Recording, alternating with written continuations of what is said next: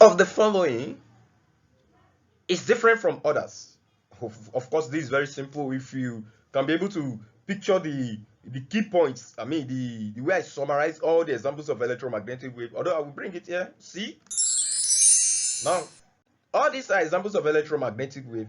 You know, gamma, X-ray, ultraviolet ray, light ray, infrared ray, and radio wave. Now looking at this, we have X-ray, which is this. Okay, we have gamma ray, which is this.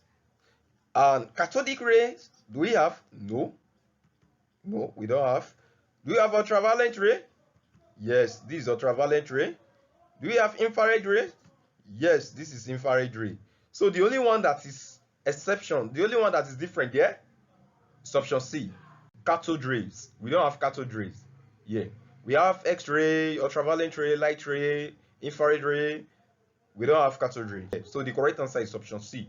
All others are examples of electromagnetic wave. Don't forget to hit the subscription button, and don't forget to like the video, comment, and share with your friends.